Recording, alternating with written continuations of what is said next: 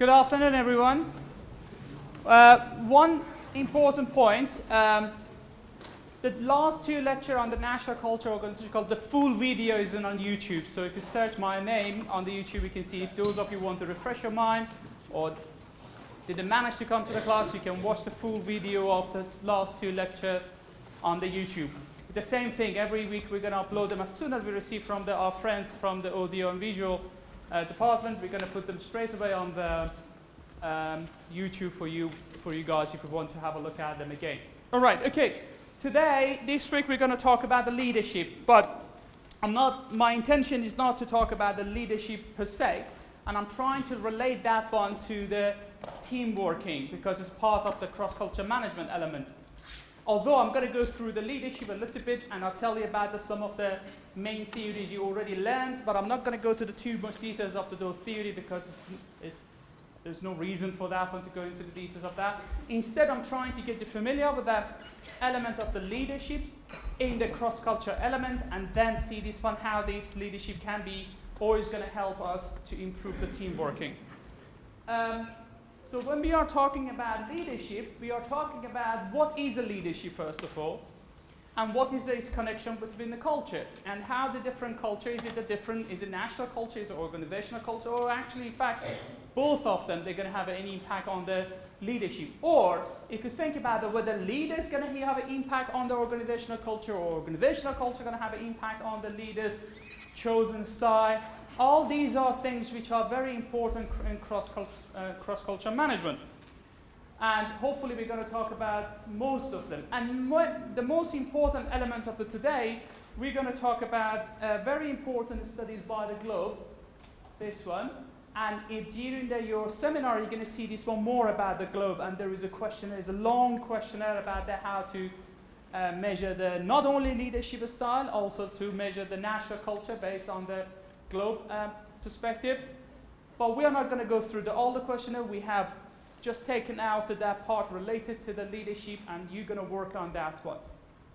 Then also in the seminar, you're going to watch a short video about what is the alpha leadership and how this alpha leadership is almost diminishing and is going away, and we are moving toward a more equal and a more element of the being more transformational, if you think about it, or servant type of the leadership, or ethical leadership, rather than being transactional leadership or the autocratic leadership eventually.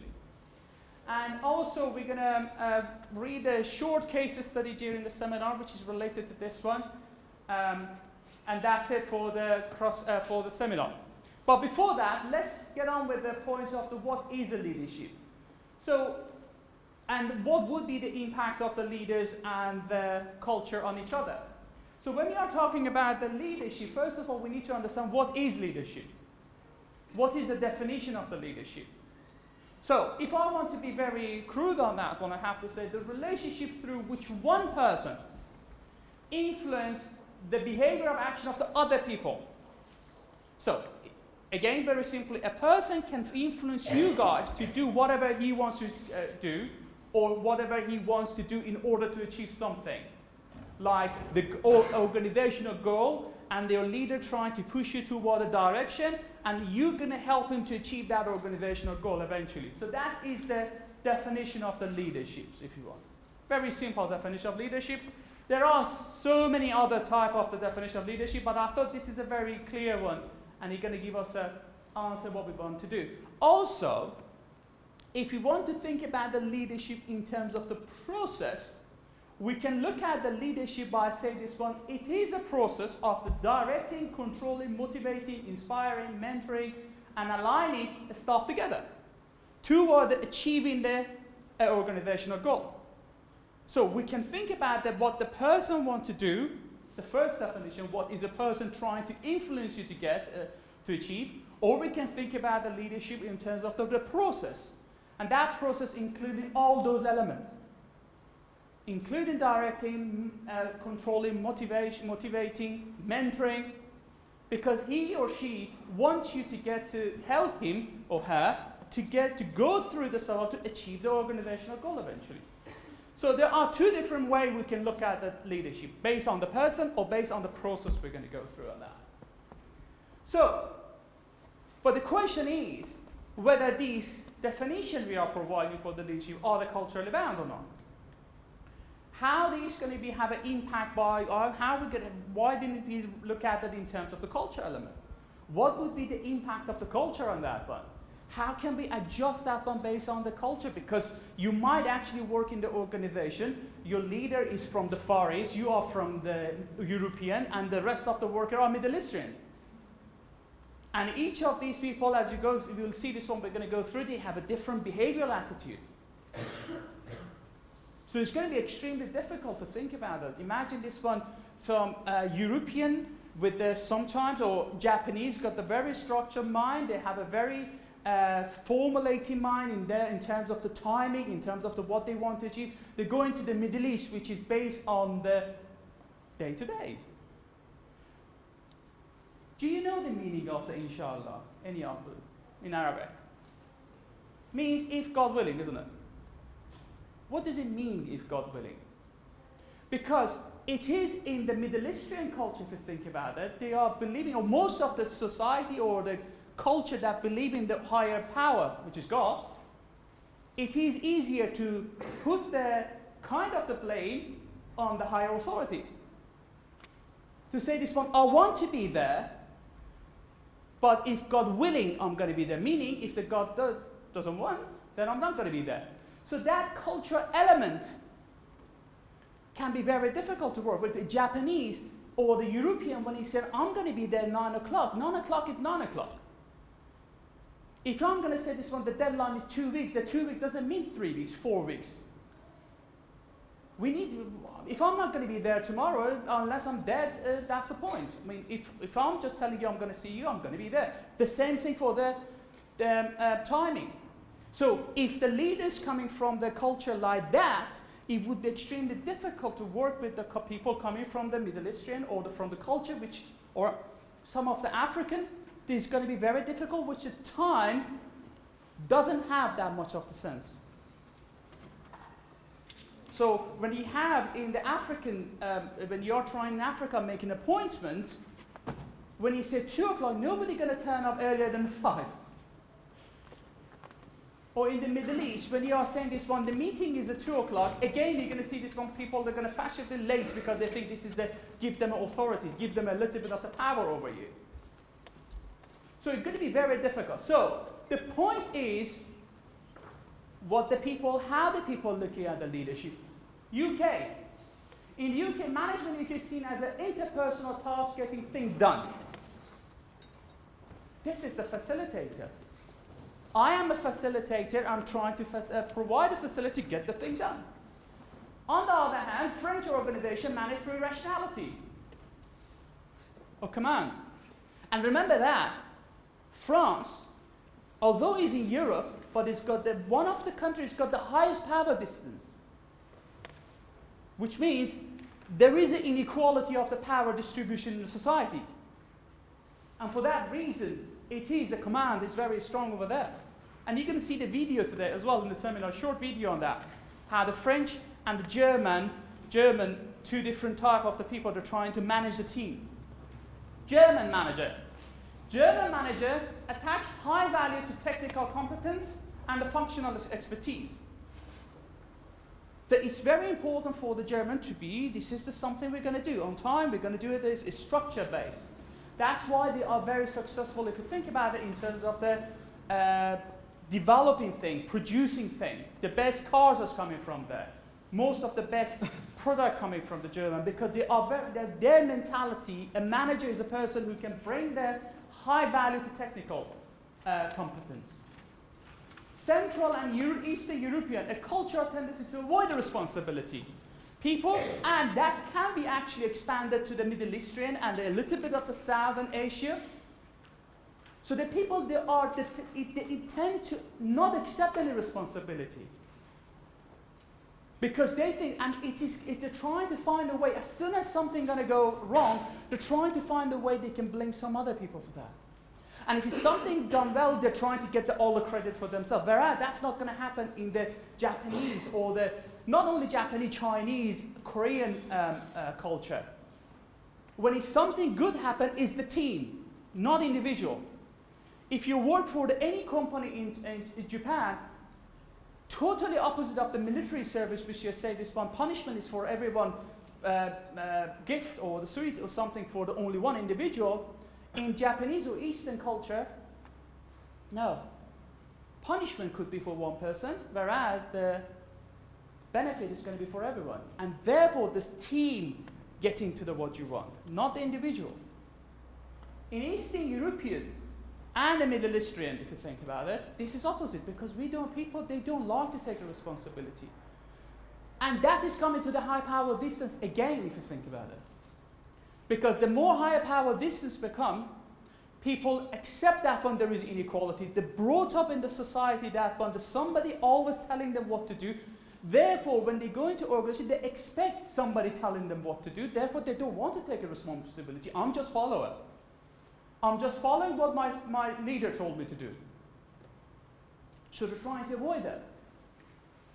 So think about this one. We provide a very crude definition for the leadership, a person who wants you to get things done, or is a process of the control and mentoring, monitoring and everything.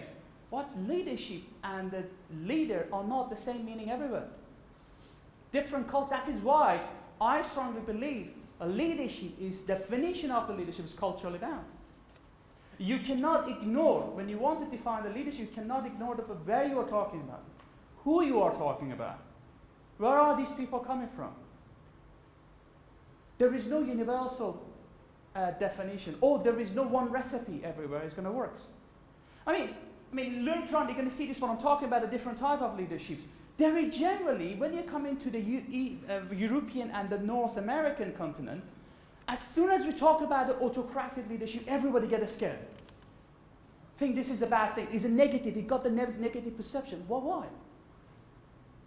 There is no reason to think about autocratic is all bad and democratic is all good. It depends who you're dealing with. But because in the European context and the North American context, it is less likely you get the unmotivated or demotivated people very much so. Or it's very unlikely to get this when people they're trying to skive from the work and everything. Therefore, the leader and the manager in the European and North American continent, they don't see the point of that being autocratic. Whereas, again, my example, please don't get me wrong, I'm from Middle East myself. So, the Middle Eastern and the South Asian countries, they are always looking for the scapegoat. So for that reason, sometimes there is a need for the autocratic. If you see you're not going to reach to what you want to reach, there is a need for that one. There is a need to enforce. There is a need to make sure that when people get what you want to achieve. So, if you think about this, is just a simple example. McKenna say this one, generally, everybody agree that one. It is good to have, it is important for managers to be visionary. But surprising element of the leadership when it's coming this one, how these managers supposed to delegate the work. In America, 93% of people agree saying that one, a good manager is the manager who can delegate, not being involved in everything. You are the manager, you are the leader, you're supposed to think about on top of the pyramid. You are there to think about it strategically. You don't need to be involved with the daily thing. These are supposed to be done routinely and by the other people. In UK, it's 80% agree this one. When you get to the Asia, you can see Hong Kong is only 8%. For them, delegation is a kind of the delegating the power, and that's not good. A manager is not supposed to delegate the power, because what is the difference between the manager and the normal subordinate then? The whole legitimacy of the managers come from the power. And if I, as a manager, trying to delegate my power, then what is the difference between me and you guys? As a manager and subordinate. So as we're going through from the west to east, you can see this one. Is people getting toward the saying this one? No. And the same thing, if you're going back to the Hofstede dimension, you can see as we're going from the west to east, the power distance is going to raise from very low to the very high. China, Japan, Middle Eastern, they are in common a very high power distance, and all the Western countries, including USA, UK, they have all in common the low power distance. And the view of who is the leaderships. So leaders and the manager do not get the legitimacy toward the power. They get the legitimacy toward the knowledge. And how can they be the better facilitator? So, during the last year, in the Introduction to Management, you have been introduced to some of the theories, which are these three theories. Treat theory, behavioral style theory, and contingency theory. I'm not intending to go through to that. I'm just going to fresh your mind on that one, and then I'm going to get to the major point. One of the points of the treat theory is that is unfortunately based on the very, very weak evidence. We don't have a very strong evidence of is it good or bad? What is it? So we know that one. It is the desire to lead, is a knowing the knowledge, and a general factor like that under the treat. So what really is it? There is a very weak evidence to support that one, saying this one, whether this can work or cannot work. Social characteristic important too. Being white or male and elite educated, it could bring you that some kind of advancement or the being better for the, or is it being part of the elite group is going to help you to achieve the higher level of the authority? And if you're not part of that elite group, you are not supposed to get. So it's very much based on all the school of thought saying this one, the manager or leader are born with that capability. On the other hand, you have been also introduced to some behavioral style theories. Again, I'm not going to go through them. I'm just going to give you some example of that one. Some of them like saying this one, okay, it is a school of thoughts based on this behavioral theory saying this one, you should have the authority. A manager must have authority. A manager must actually be able to lead the team. A manager must be able to actually provide being in the middle of the road. Middle of the road means conservative, isn't it? Not taking the risk. On the other hand, there is another school of thought from Cranfield saying this one, okay, if you want to succeed, if you want to be a good manager, you need to lead from the front. So, a stress on the leader's competencies, charisma, and the self-motivation. They are saying this one, if you want to in some countries, if you want to succeed, like an example of this one is Ireland, Spain, and UK, you need to lead from the front. You need to show that when you are self-motivated yourself. On the other hand, there are other countries which is, again, look at these are, comparably, UK, Spain, and Ireland, compared to the Scandinavian countries, they all have very high power distance and they are very individualistic. Okay? They are very masculine. On the other hand, this one, the consensus style, saying this one, which is on the northern countries like Finland, Scandinavian, which talking about the communication team, is very much based on the countries which have the high individualistic and the high feminine element of the national culture. And based on is not based on the bad. They got the very low power distance as well. That is why they don't see the communication and delegation and any of these as a bad thing. Actually, they see this one as something can promote you better. Because if the team succeeds, you're going to succeed. And if your team succeeds, you're going to get the promotion. For that reason, they are saying this one in some countries who are literally, I get the name of Finland and Sweden, but if you think about it, they have low power distance, they are high in the femininity, and they are individualistic. That's going to be the kind of leadership we're going to work. Also, they said this one, there are also countries which is mostly are Germanic, which is they are in the mid-power distance in terms of their culture. They are very much in the middle of the power distance. They are individualistic. They are also in a bit for the masculinity, femininity. They are not masculine nor feminine as such. For that, in order to succeed, the common goal leadership is very important, and they're going to work in that society. meaning the technical expertise and clarity of the role and system. It is clear what we are trying to achieve. There is no hidden agenda whatsoever. Whatever is a management agenda is the subordinate are supposed to know that one perfectly well. There is nothing to be hidden from the subordinate. And finally, managing from the distance. Managing from distance means you are separating yourself from that society, small society of organization. You hold the power. You hold the power, therefore you need to separate yourself from that one. Some of the things that doesn't need to be actually communicated with the people. Some of the things you should not delegate it to other people at all. France. As I said, again, France has got is in the middle of the European continent, but actually it's got one of the highest power distance. Also, they are very masculine.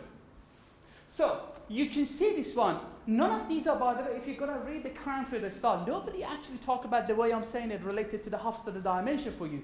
I'm just trying to bring you, because you already done some of these you've done some of these comparison and looked at the national culture. I'm trying to now force you, what you learned in the first year, to think about it in terms of the culture, why they are saying that.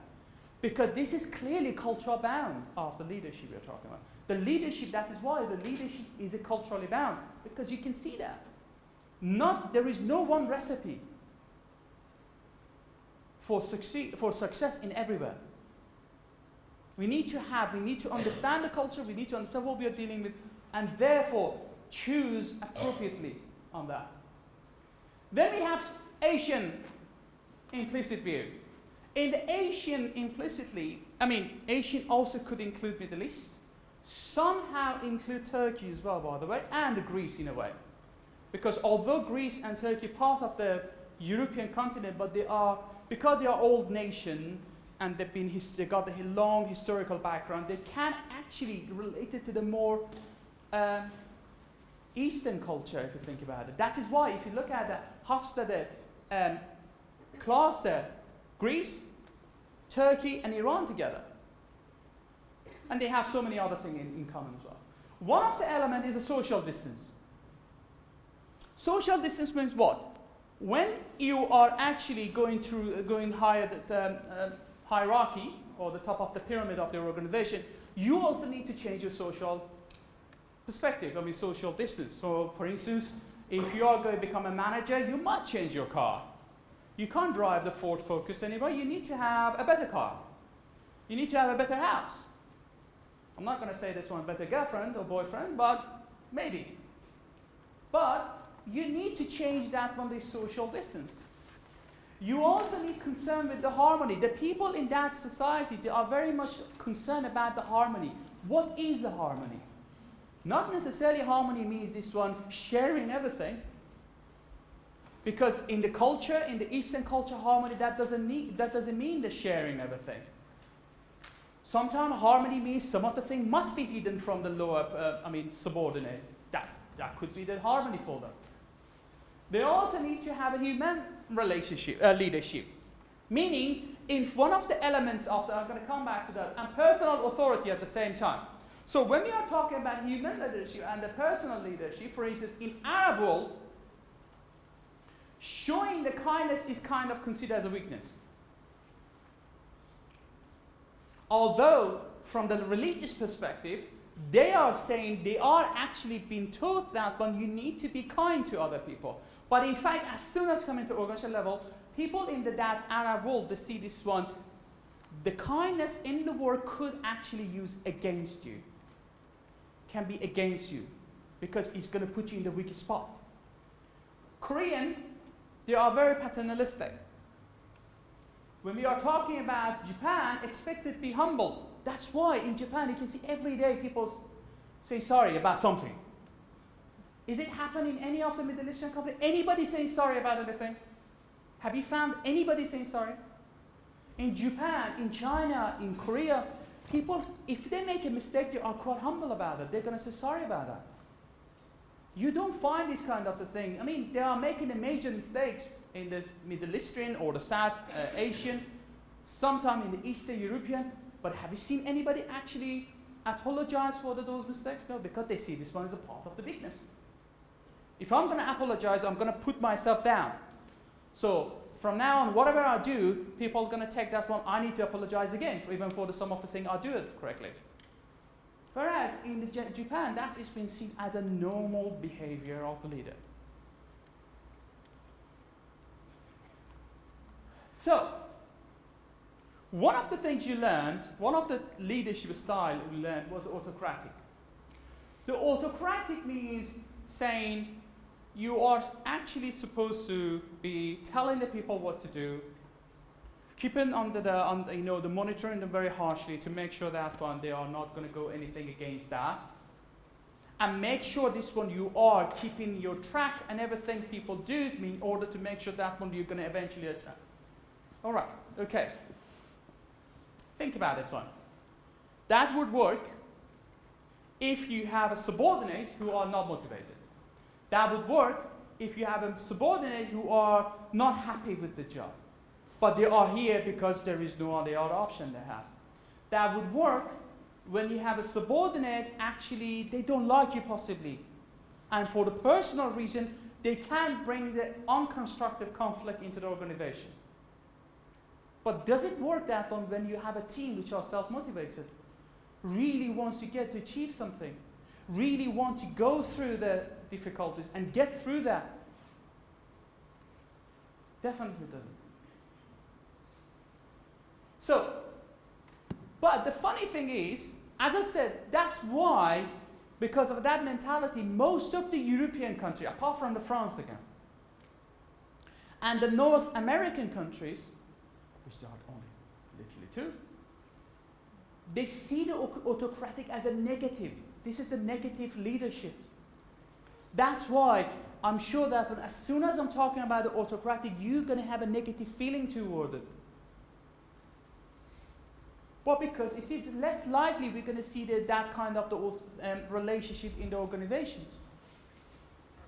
In UK, in most of the European, as I said, because the leader is a facilitator, if you're sitting in a meeting and you see this one, your leader or the manager talking nonsense, you are quite happy and willingly take a, sorry sir, you are talking nonsense.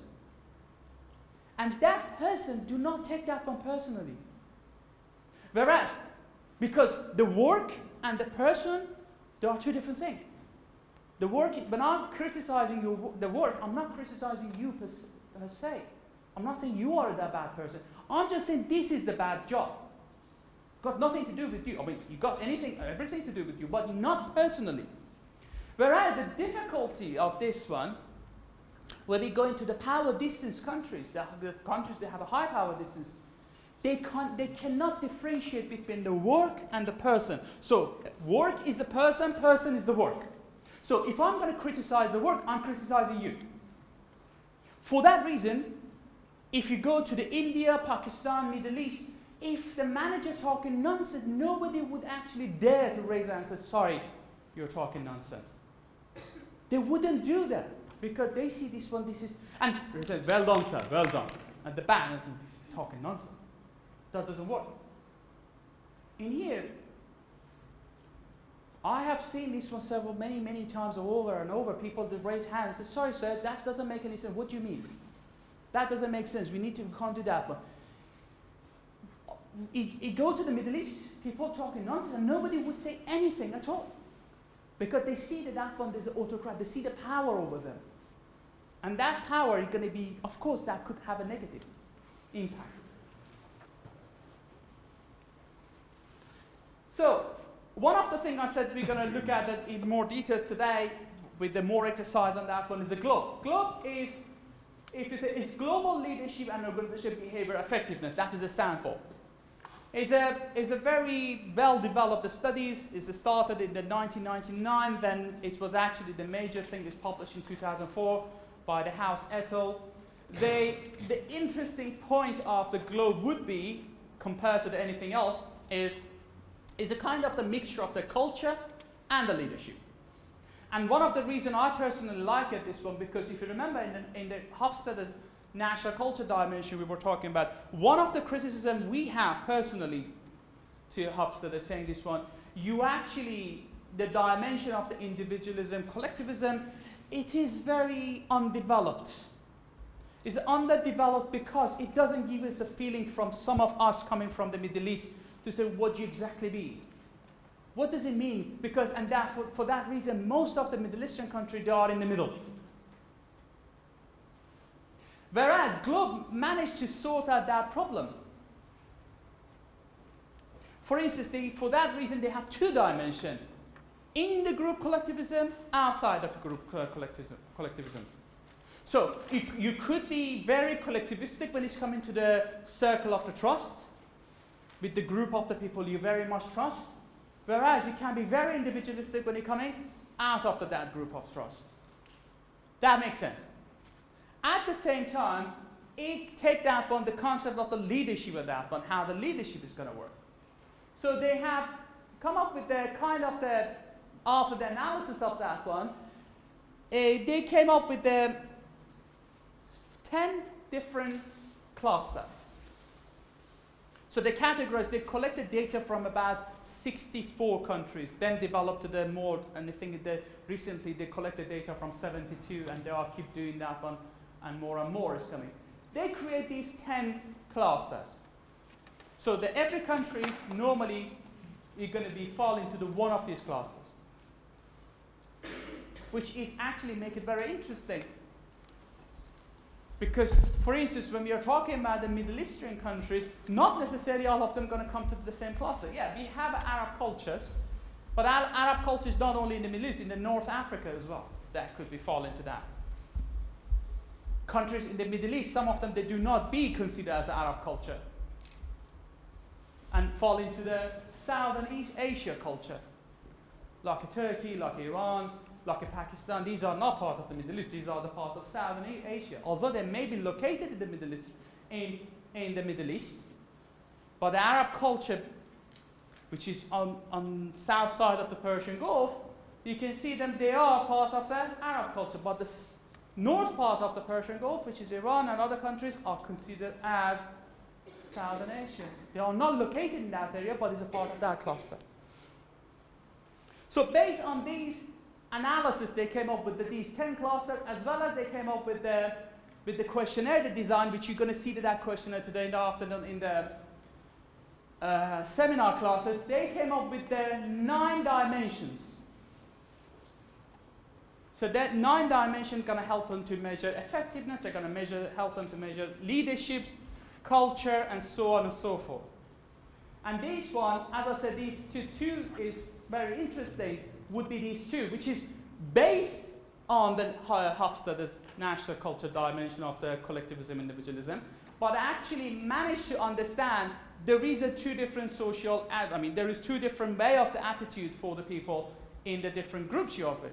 If you are in the circle of the trust, which you are trusting, for instance, you are doing a family businesses with your mom, dad, sister, brother, you trust each other, because that's part of collectivistic element of the culture, national culture, you may actually be very collectivistic. But if you're coming out of that circle of the trust you belong to, coming to another company to work with, you might be actually becoming extremely individualistic. And the same for the other elements they are talking about. They have also uncertain avoidance, power, distance, which are, you can see these are very similar to the hubs of the national culture. We're going to do a short practice on that one in the seminar, as I said.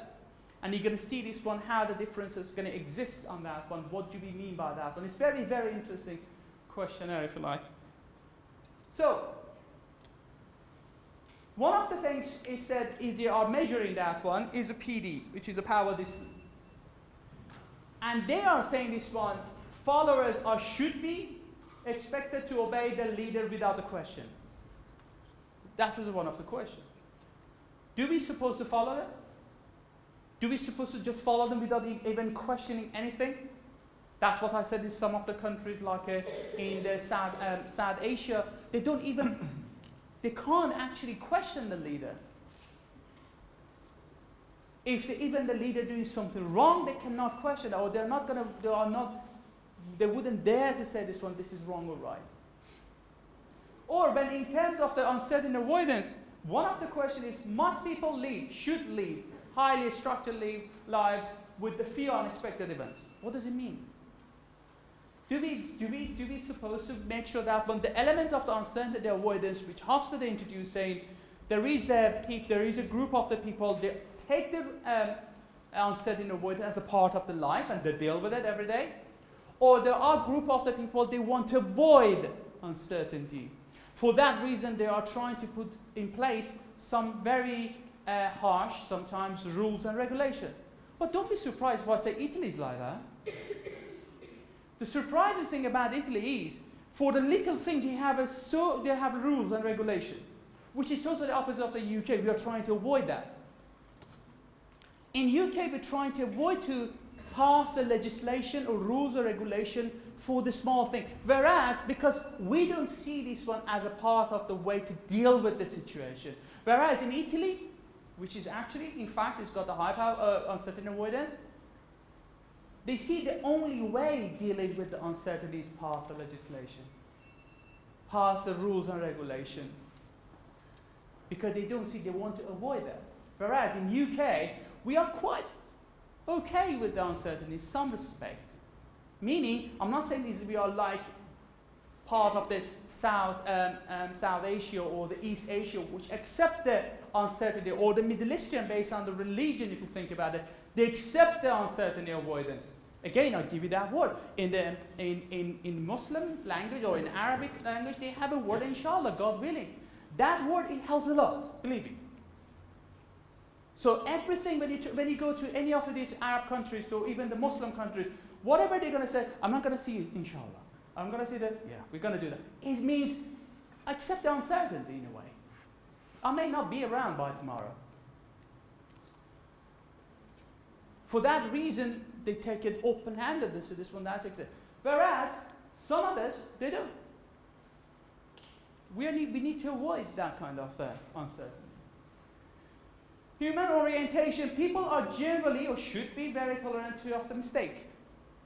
What would be the attitude? Is it a mistake part of the life, or we should actually very harshly punish the person who made a mistake? So it's going to be a lesson for the other people, do not make a mistake. Or actually, mistake happen. Things happen, things is going to go wrong. It's not something we can help. As a human, we are supposed to make a mistake. What would be our attitude? You will see today, it would be very interesting when we're going to go through this one, and I'm going to ask you, the tutor is going to ask you to actually answer this question, and then we're going to see this one, what are the different attitude and basically answers in the class. I don't understand what is that sound anyway, so if somebody can find it, that would be really good. Okay, then future orientation. One of the questions, the future orientation, is more people should live for the present rather than the future. Are we living for future or are we living for now? What is the attitude of that one? Believe me, if you go to the Middle East and if you go to the East, you will see this one. Whatever they do is for the future. They don't do anything for now. Whereas when you come into the European and American, they are doing, saying, I may not be alive tomorrow, so I'm living today. This is today. Yes, I will have my eye, I'll think about the future, but I'm not going to do everything for future. Because in the East and the Middle East, again, you can see this for people, they start from the 20th, 23rd, you're talking about what's going to happen to the grandchildren. They are 23 and they're talking about the grandchildren. I'm going to buy this house for my grandchildren. You're 23, buy it for yourself. Because they are future oriented in the terminology. Don't get me wrong, that doesn't mean they have a good plan for the future. No, these people actually are really bad at planning. Really bad. But they all keep thinking about it, they are thinking about future. But because they don't have a plan for how to go through to achieve that, they are really bad planner.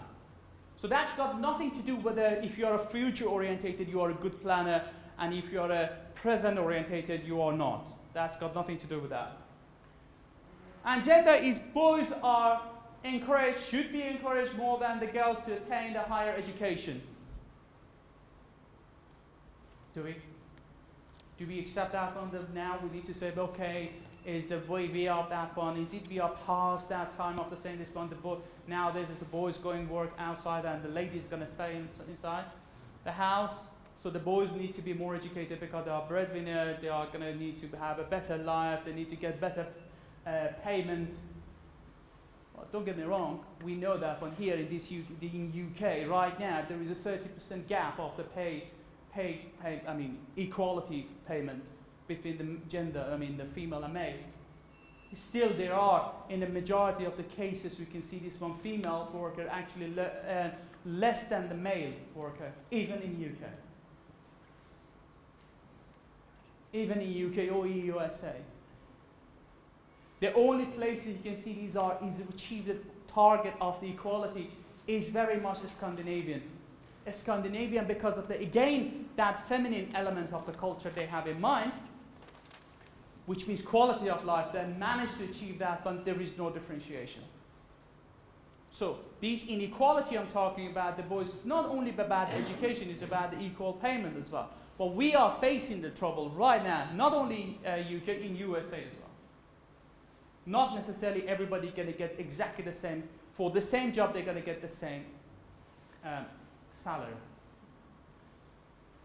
So the other type of the leadership style, you can see this one: charismatic leadership, self-protective leadership, autonomous, human, participative, team-oriented. So these are the different type of the leadership style you may actually come across. And you may actually see this one works in different situations. One thing, again, I need to say, there is no good or bad thing about any of these leadership styles. It just works in different situations. And the situation means sometimes different cultural element of that one. So for instance, maybe you can be or even in the same situation with the two different people. In the organization, you may have a person who can actually be very participative, whereas with another person, you need to be autonomous. Or you need to be autocratic. In the same organization, the same leader. That's why a good leader these days, defined as a flexible leader.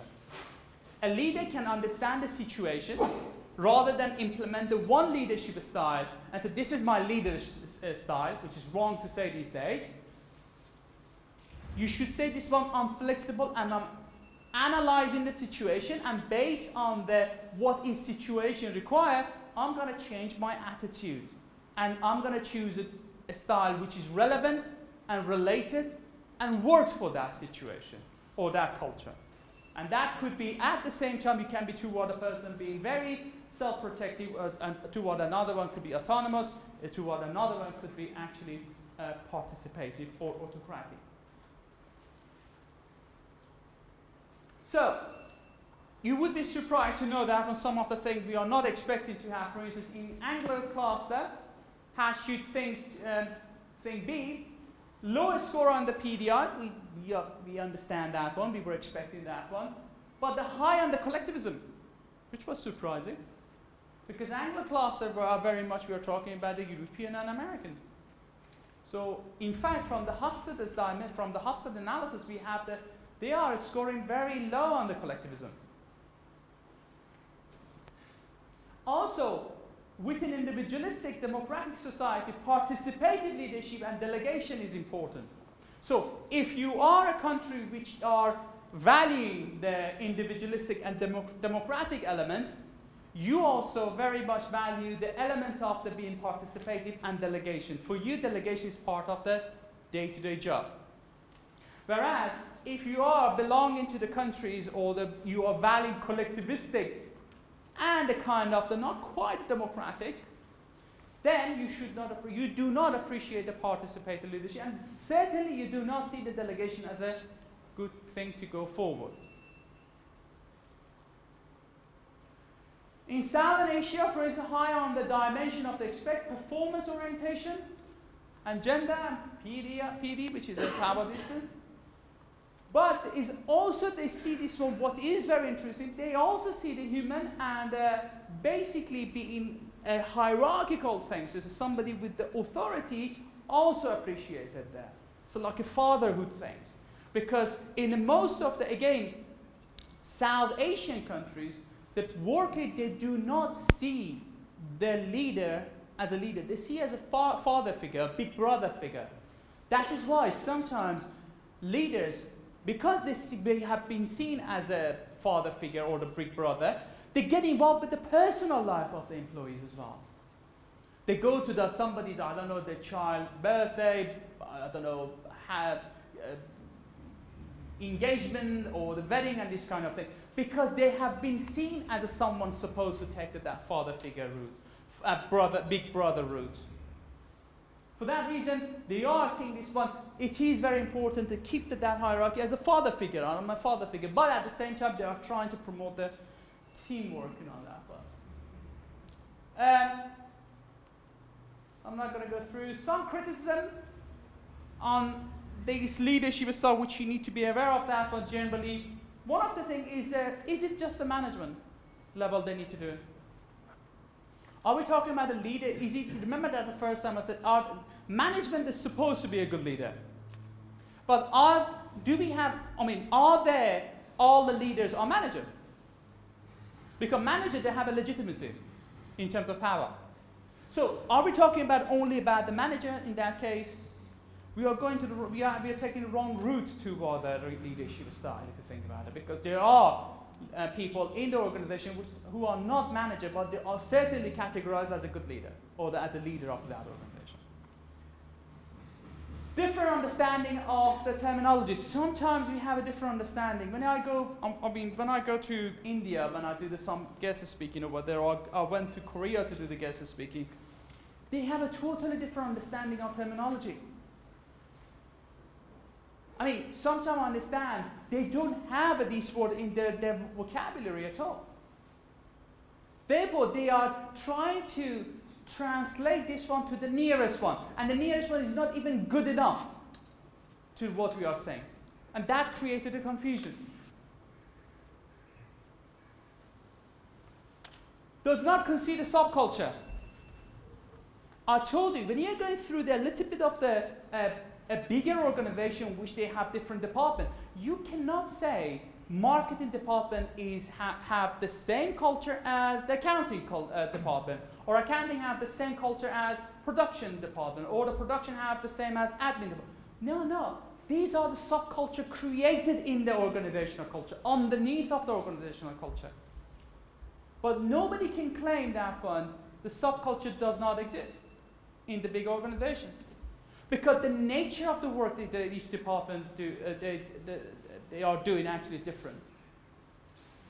Accounting, they need to be based on the numbers and everything. Maybe they are very hierarchy. Whereas production line, they must be market orientated to see this on what the market wants. Or they need to be maybe advocacy, be innovative. Admin, they must be actually very client culture. I don't know. It depends on what is analysis. But it is wrong to assume that all these different departments, they have the same culture, because they cannot, because the nature of the job they do different from each other. And dynamic process of the culture. One thing you need to understand, and I mentioned this one in the very first week when I was talking about the national culture. Culture is not static. Cultures keep changing. Maybe, yes, national culture takes longer to change, but eventually evolves. So those perspective of the same national culture is static, which is old-fashioned, I call it anthropologist perspective toward it. They are fading out in the 21st century, as we're going forward, they're going to be even more. Because culture becomes very dynamic. We're going to see this one, as I said, some element of this one today. And finally, what you need to do is need to recognize leadership style developed within existing institutions. Meaning you are part of the institution. Sometimes that institution is part of the country as well. So you need to be aware of that one. What is in the bigger perspective? Remember I told you this one, whatever we're going to do from now on, somehow related to national culture, that is the point. Is all what we do is around here, that's going to have an impact on everything else we're going to study this in the cross-culture management, including the leadership style.